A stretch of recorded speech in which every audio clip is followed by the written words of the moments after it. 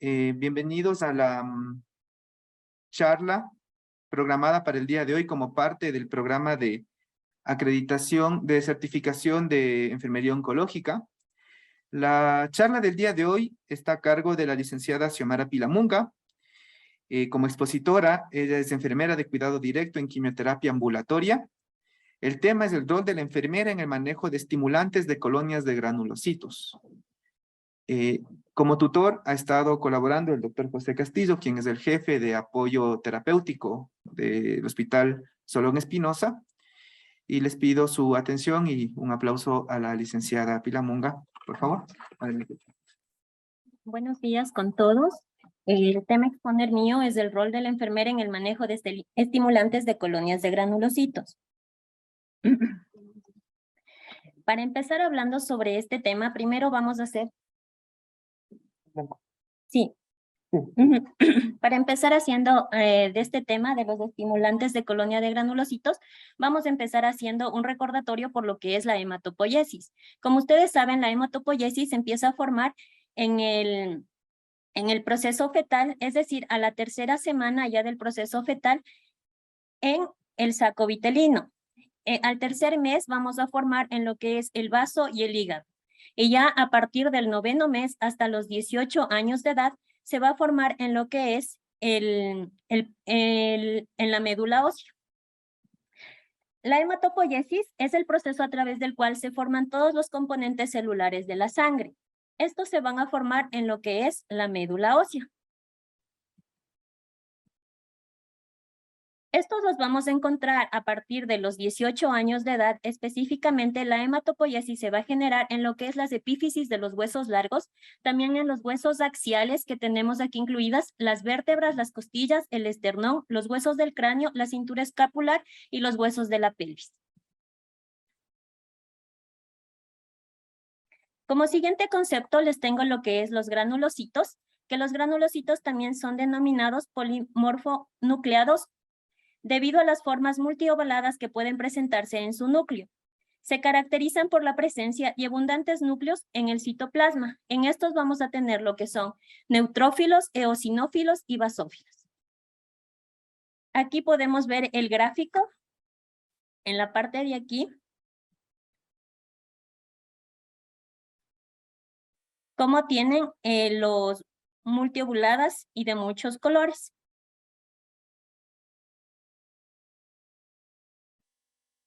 Como siguiente tema es la definición de los factores estimulantes de colonias de granulocitos. El factor estimulante de colonias de granulocitos es la principal citoquina que regula la granulopoiesis, el proceso que permite la generación de neutrófilos, conocidos como granulocitos por la presencia de gránulos con tinción característica con colorantes, como vimos en el gráfico anterior.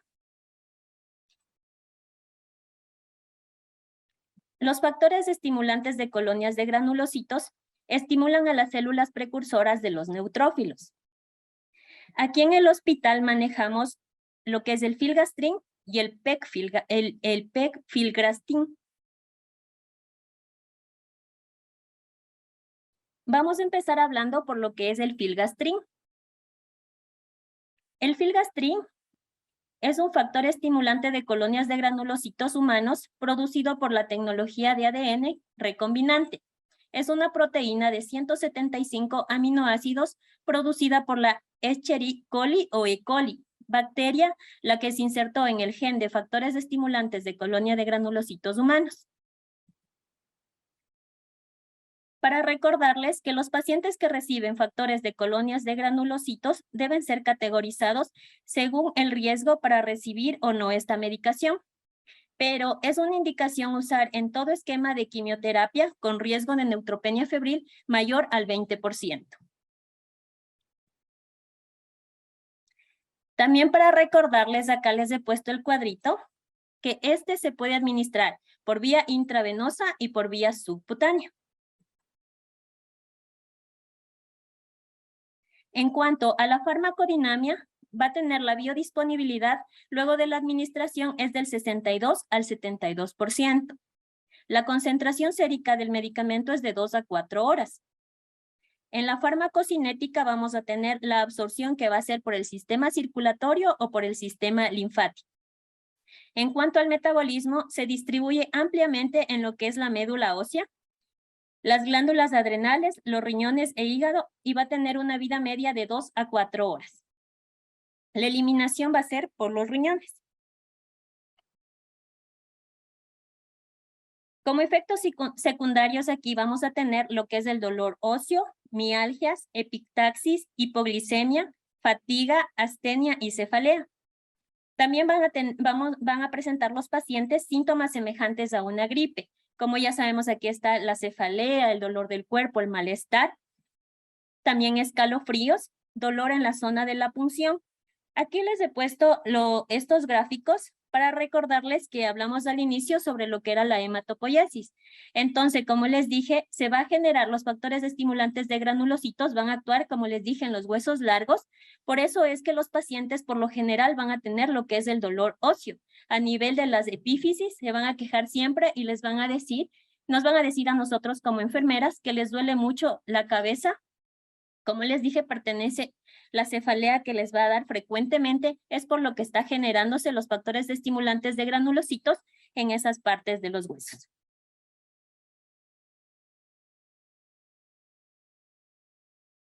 A continuación les voy a hablar sobre lo que es el pegfilgrastim.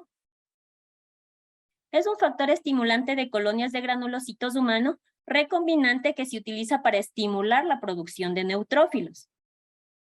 Este previene la neutropenia febril o las infecciones después de la quimioterapia mielosupresora. El PET-filgastrin es el mismo filgastrin con una sustancia llamada polietilglicol o PEG, que unida a él, el proceso de unión se llama pegilación y se utiliza para permitir que sustancias activas, en este caso el filgastrin, permanezca más tiempo en el cuerpo y se demore más en descomponerse y ser eliminada. Tenemos que recordar que el uso exclusivo del pegfilgrastim es subcutáneo. Aquí les he puesto un dibujito que en la parte de acá arriba, esto es el filgastrin. Y acá tenemos la pegilación, que unidas las dos va a dar el pegfilgrastim, que les dije que va a durar más tiempo en el organismo. Es el mismo filgastrin, pero en este caso sería de depósito. La farmacodinamia de este medicamento, la biodisponibilidad es del 20 al 50%. La concentración máxima del medicamento va a ser de 1 a 2 días. La farmacocinética tenemos en la absorción, va a ser por sistema linfático, que se convierte en una vía de absorción importante para las proteínas luego de la administración subcutánea del medicamento. El metabolismo va a ser en el hígado y en los riñones y va a tener una vida media de eliminación entre 15 a 80 horas. La eliminación de este medicamento es por vía renal. Los efectos adversos relacionados con este medicamento, el más notificado, como les dije, va a ser el dolor óseo, que vamos a tener la cefalea, las artralgias, las mialgias y los síntomas semejantes a un resfriado. Aquí vamos a tener también los factores de riesgo para el uso de factores estimulantes de colonias de granulocitos. Vamos a tener los que son los factores de riesgo para el paciente. Estos son quimioterapia o radioterapia previa, neutropenia persistente, compromiso de la médula ósea por el tumor, cirugía reciente o heridas abiertas, disfunción hepática con una bilirrubina mayor a 2 miligramos sobre decilitro, disfunción renal con una creatinina mayor a 50 unimoles sobre litro. También influye mucho que el paciente tenga una edad mayor a 65 años y que tenga tratamiento de quimioterapia con altas dosis. En estos mismos factores de riesgo para el uso de factores estimulantes de granulocitos están los factores de riesgos del tratamiento. En los del tratamiento vamos a tener en la enfermedad, en este caso, en tumor sólido o hematológico. Según el régimen quimioterapéutico, vamos a tener terapias en altas dosis, en dosis densas o en dosis estándar. Tenemos que recordar la intención de tratamiento también, curativo versus paliativo. En el curativo se va a dar mayor cantidad de factores estimulantes de granulocitos, pero en el paliativo ya se va a dar en menores cantidades de lo que serían los factores estimulantes de colonias de granulocitos. Aquí les he puesto un cuadro de los ejemplos de los factores en todos los tratamientos que se debe administrar, lo que es los factores estimulantes de colonias de granulocitos. Son en todas estas quimioterapias, pero se les ha puesto unas flechitas rojitas para enfocar en los que utilizamos más aquí en el Hospital de Solca, que sería en el cáncer de mama, que vamos a ocupar en el protocolo AC, en el TAC, en el TC y en el TCH. En el cáncer colorectal que vamos a ocupar en el FOLFIRINOX, en el FOLFIRI. En cabeza y cuello vamos a ocupar lo que es el TPF. En los linfomas vamos a ocupar, aquí se ocupa en lo que es el protocolo EPOCH y ICE. En el cáncer de páncreas vamos a ocupar en el FOLFIRINOX. En el cáncer testicular en el protocolo BIP y en el protocolo TIP.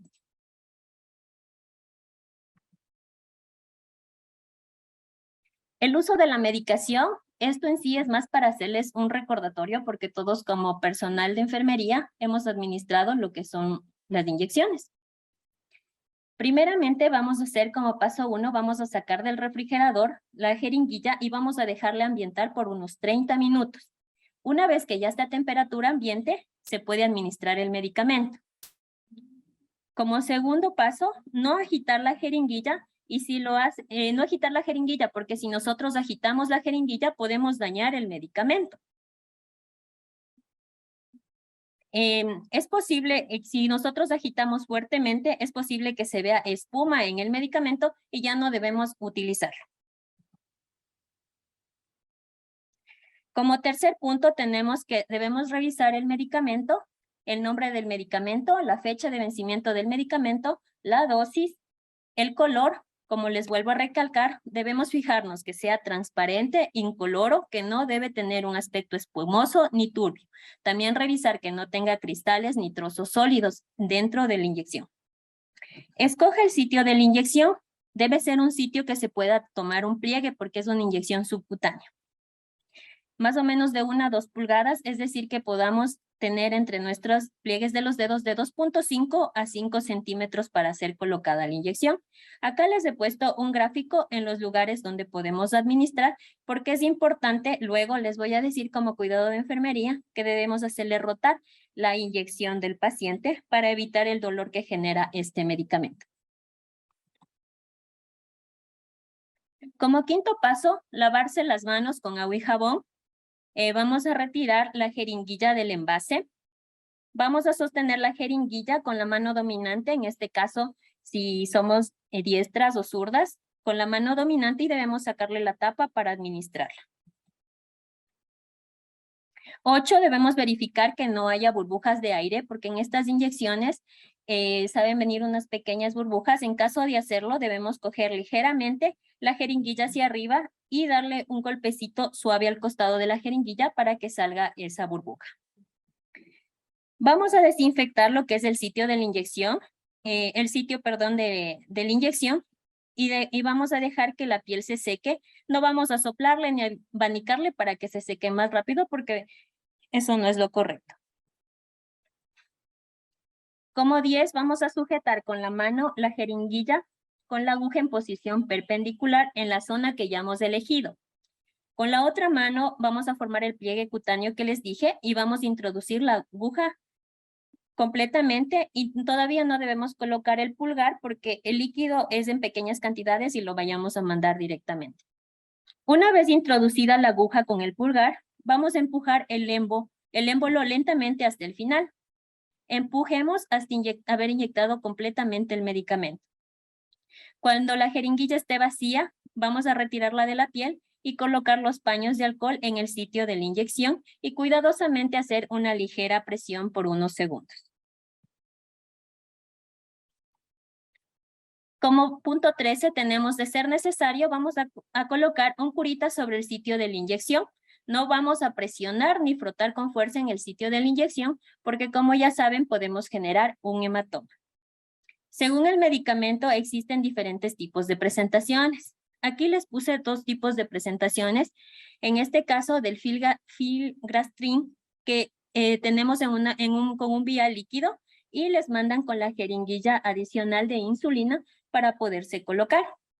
También tenemos ya las jeringuillas precargadas que vienen aquí. Por eso les he puesto las 2 presentaciones para que lo conozcan. Deseche la jeringuilla en el recipiente cortopunzante y tenemos que educar al paciente cómo debe desechar en su domicilio. Eso, como todas creo que ya nos han dado a conocer, debemos educarle al paciente que debe recolectar sus jeringuillas en recipientes gruesos, ya sean de yogur, de Suavitel, o sea que sean recipientes gruesos, no las botellas finitas, porque pueden pasarse las agujas y lastimarse. Y recordarles que deben dividirles en 3/4 partes y solo las dos de las terceras partes llenarle y venir a dejar aquí en el hospital para que puedan ser desechados aquí. Como cuidados de enfermería vamos a tener lo siguiente. Conservar el medicamento refrigerado entre una temperatura de 2 a 8 grados para mantener la cadena de frío. Igualmente, a nuestros pacientes para ser entregado este medicamento, se les envía en lo que es el cooler. El cooler se les va a enviar con lo que es el hielo congelado y el medicamento y se les educa al paciente para que pueda llegar a su casa y guardarlo en la nevera. Se recomienda administrar 24 horas después terminado un ciclo de quimioterapia. Cambiar cada día el lugar de la inyección para evitar el riesgo de la sensación dolorosa. No emplee si ve el contenido de la jeringa, si está turbio o tiene algunas partículas. Educar al paciente que se administre el medicamento a la misma hora cada día. Recordemos que debe ser administrado 24 horas después. Es decir, si viene el paciente hoy a la quimioterapia, acaba su tratamiento a las 2 de la tarde, el paciente debería colocarse al día siguiente, es decir, el miércoles a las 2 de la tarde. Caso contrario, que el paciente no pueda realizarse en ese tiempo, pues sí puede realizarse preferiblemente en la noche. Pero eso sí, debe mantener, si ya se empieza a inyectar a las 7 de la noche, debe ser consecutivamente a las 7 de la noche todos los días hasta que acabe el tratamiento. Es preferible que se inyecte en la noche porque así podemos disminuir también los efectos secundarios que les di a conocer antes. No lo podemos decir al paciente, aquí también recalcarles que se inyecte antes del medicamento. Por ejemplo, como les puse, que si acaba a las 2 y quiere inyectarse a las 12 o a la 1 de la tarde antes, no puede hacerlo. ¿Por qué razón? Porque todavía la quimioterapia sigue en su cuerpo y puede destruir lo que son los factores estimulantes de colonias de granulocitos. Brindar educación al paciente y familiares, los lugares más apropiados donde podemos administrar el medicamento. Educar que no debe darse masajes en la zona de la punción después de la inyección, ya que se pueden romper pequeños vasos sanguíneos y originar lo que son los hematomas. Recordar al paciente tomar la medicación prescrita, en este caso se les manda paracetamol para aliviar algo de las molestias con el fin de aliviar los síntomas. Eso sería todo a mi exposición. Si tienen alguna duda, alguna pregunta, con mucho gusto les respondemos. Preguntas, por favor.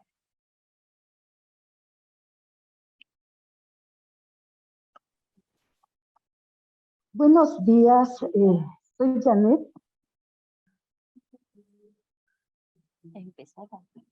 ¿Sí me escucha, doctor? Buenos días, compañera. Mi preguntita es,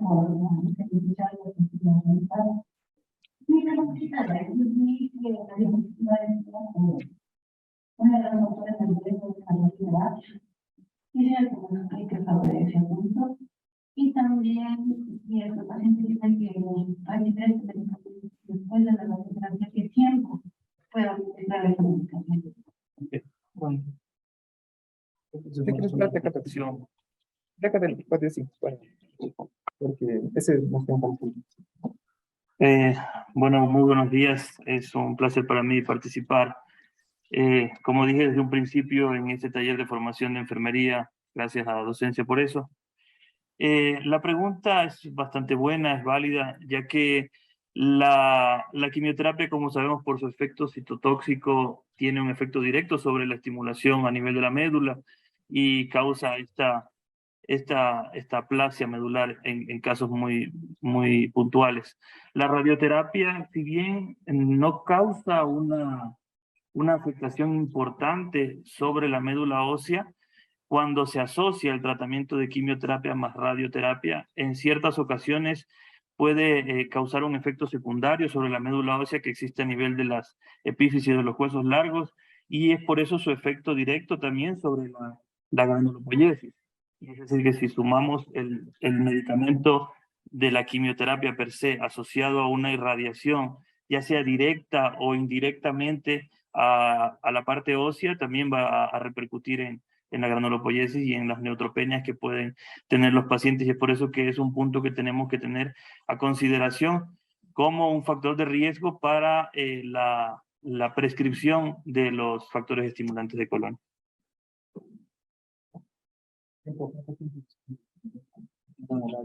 Podría recibir. ¿Cuál era su otra pregunta, Alicia? ¿Qué tiempo después puede recibir la radioterapia? Si se puede?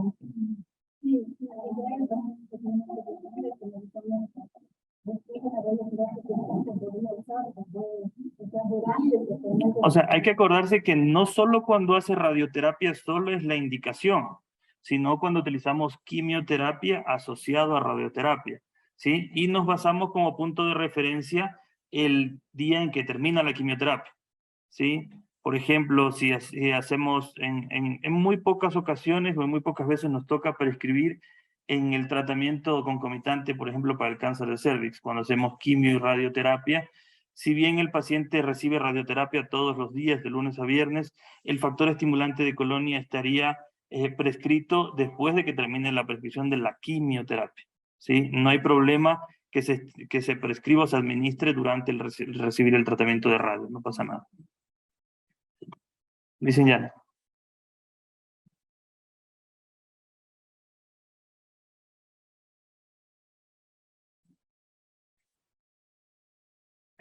Buenos días, primero pues felicitándote por la exposición, que un poquito lo vi por vía online, pues estamos en la reunión, pero sí me gustaría compartir el hecho de que en pediatría exclusivamente sabemos que tanto Filostrin o Petrifilostrin como indicación se le dice a las 24 horas de haber terminado quimioterapia administrar, pensando en que nuestros pacientes viven muy lejos.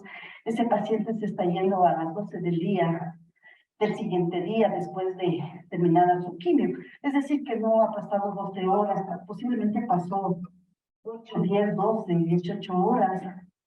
Nosotros lo que hacemos, y no sé si eso está bien o correcto, tal vez me lo puede aclarar, es que nosotros le mandamos puesto la primera dosis o la única dosis, que sería el PET. Pero fíjate así como única dosis, porque teniendo en cuenta que este medicamento, lo ideal es que sea colocado en la noche por los efectos lógicamente secundarios que presenta este medicamento. Esto uno, y ustedes me traen también el hecho de que nosotros, por la naturaleza de nuestros pacientes, su condición social y económica, son pacientes que viven lejísimos, viven en el campo. Un centro de salud lo tienen a 8 horas posiblemente de donde viven y tienen que ponerse estos medicamentos. ¿Cómo hacemos ahí? Nosotros hacemos educación, les enseñamos a las mamás a poner este medicamento. Estamos haciendo bien, estamos haciendo mal, teniendo como principio que este medicamento también, lógicamente, corre sus riesgos y tiene sus efectos. Gracias.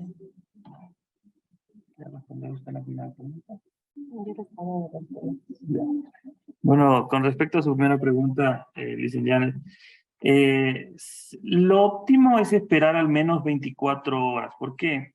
Porque, como sabemos, la quimioterapia, para que empiece a hacer su acción a nivel oncoespecífica, debe unirse a proteínas, ¿sí?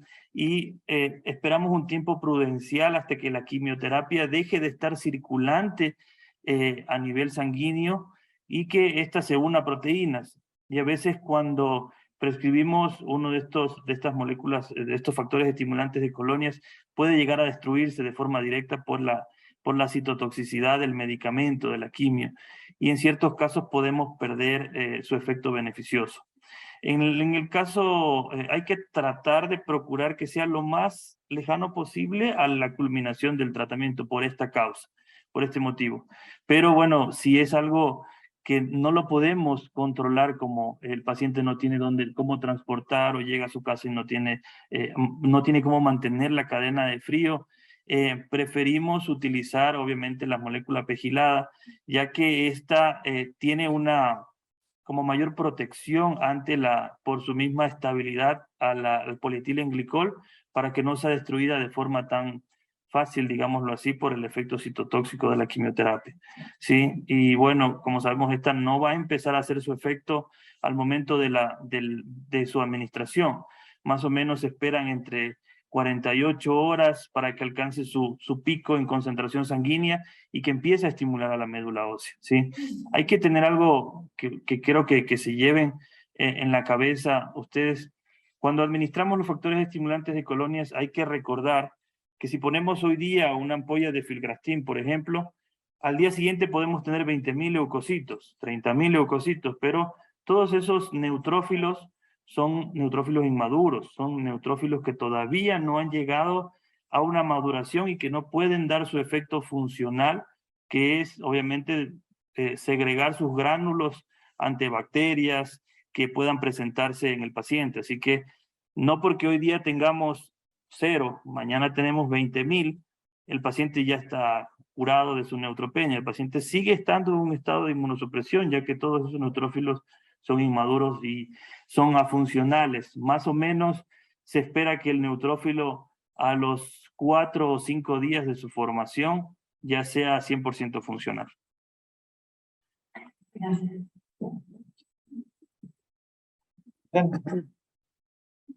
Acá estaba primero.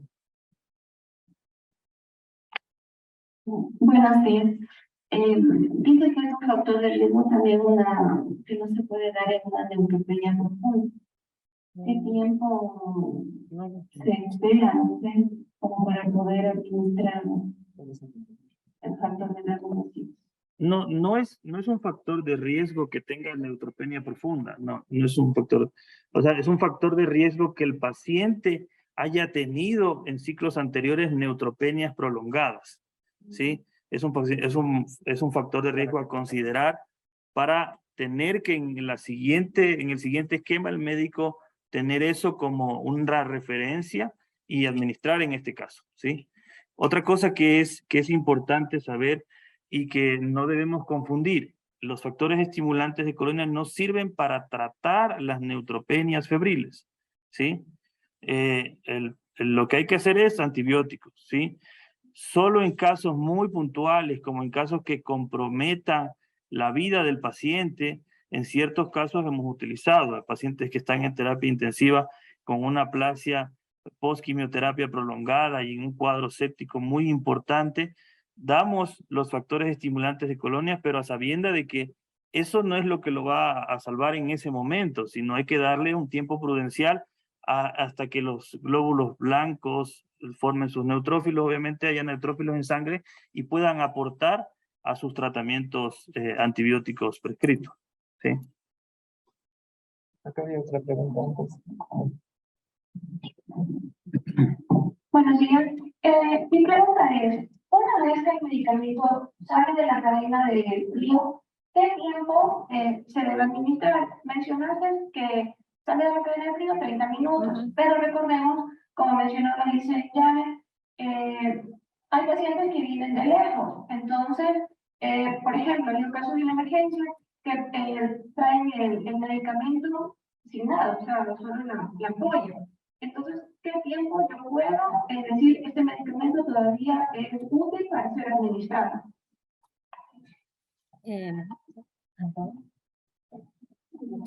Nosotros en realidad en la quimioterapia ambulatoria brindamos lo que es la educación al paciente, como les dije, de que deben llevar un cooler. Nos enfocamos y siempre pedimos específicamente que estén con un familiar, porque como dijo la licenciada, los pacientes en realidad se olvidan o vienen de lejos o algo pasa, es por eso que nosotros los enfocamos y los educamos para que se pongan el medicamento en la casa, en el domicilio.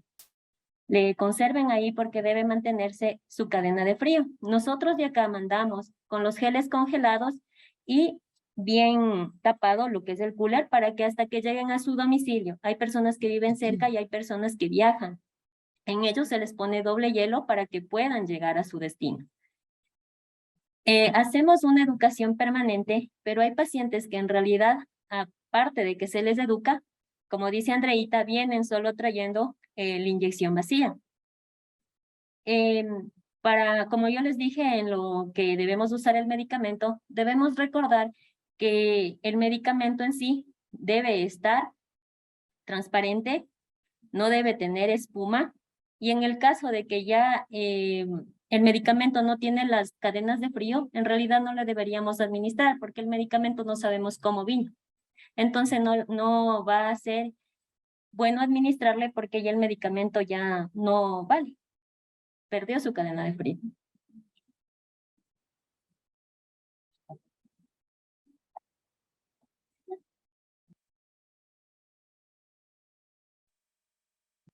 Buenos días.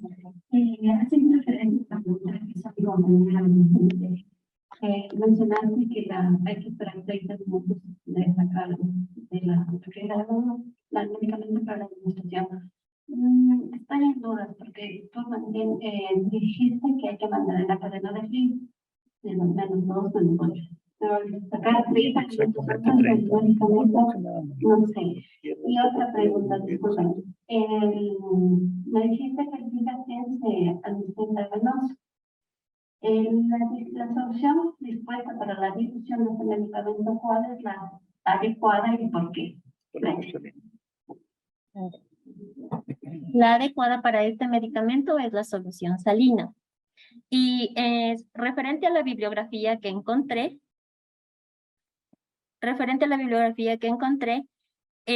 decía que se debe dejar ambientar 30 minutos, pero hay otras bibliografías que también nos dicen que debe ser de entre 5 a 10 minutos. En este caso, como digo, mantener la cadena de frío se refiere a lo que se transportan los medicamentos a grandes distancias.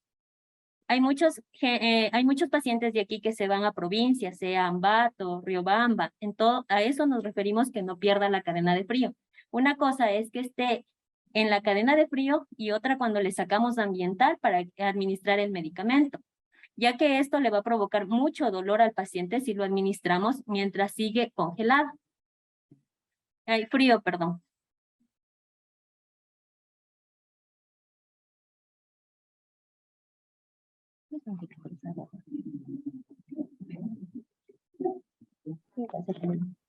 Buenos días. Una pregunta. Yo no había leído un artículo en el que decía que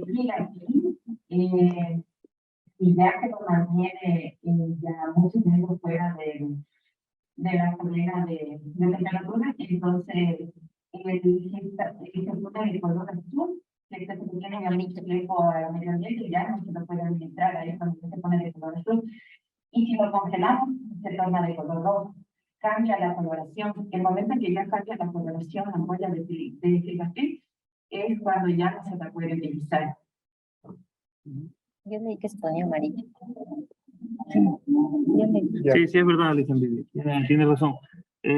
Cuando existe un cambio de coloración es porque el paciente, el principio activo del medicamento pierde estabilidad. Así que eso es un signo de alarma para todas de que ya no debe administrarse. A veces es decir 30 minutos exactamente, 15 minutos, o sea, es como un tope, ¿sí? Pero obviamente siempre monitorizada por la enfermera ya cuando se va a administrar, previo a la administración. Así que hay que tener en cuenta, lo que hay que procurar, como dijo Xiomi, es que el medicamento no esté tan frío al momento de administrar, porque esto obviamente causa mayor molestia al paciente y mayor incomodidad.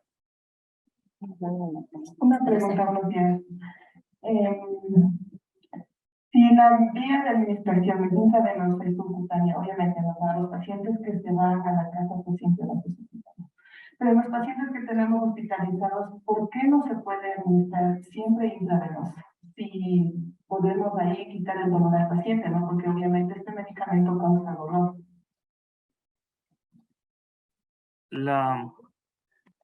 Obviamente un paciente, hay que acordarnos que una vía venosa es un factor de riesgo y un acceso de posibles infecciones, ¿sí?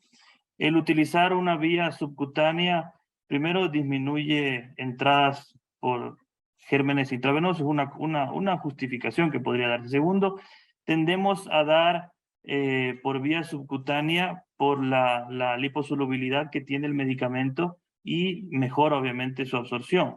Las indicaciones para prescribir de forma intravenosa son muy puntuales realmente cuando los pacientes tenemos que están en una condición clínica con unas trombocitopenias severas que no son candidatos a administrar punciones a nivel de la piel, ya que estas pueden causar sangrados o hematomas grandes. Así que el criterio es la liposolubilidad del medicamento, ¿sí? Por eso se hace de vía subcutánea.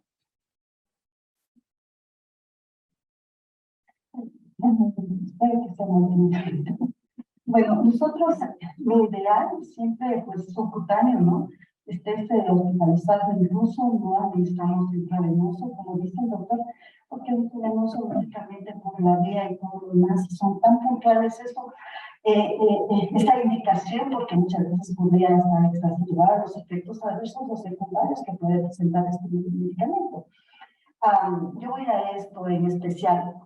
A nosotros nos encargan pacientes adultos y en algún momento, pues, dos de estos pacientes indicaron el estimulante intravenoso, pero nos indicaron con después del agua. Yo pienso que las chicas del tercer piso tal vez nos puedan aclarar porque la indicación dice que es con solución salina. Si es en solución o en solución en agua. Teniendo en cuenta, lógicamente, que la mayoría de medicamentos protocolizados podemos hacerlo con desmoja o en solución salina. Casi la mayoría sean estos medicamentos citostáticos o monoclonales. Pero no sé si hay alguna diferencia, si son con solución o con desmoja, o la indicación es solo con solución o solo con desmoja. Dani, hay un ratito, antes de que comiencen a aclarar del tercer piso y del ambulatorio y todo, esa pregunta la vamos a dejar para la discusión de caso clínico final. Va a ser una de las preguntas que se van a poner en debate en el caso clínico, así que les adelanto.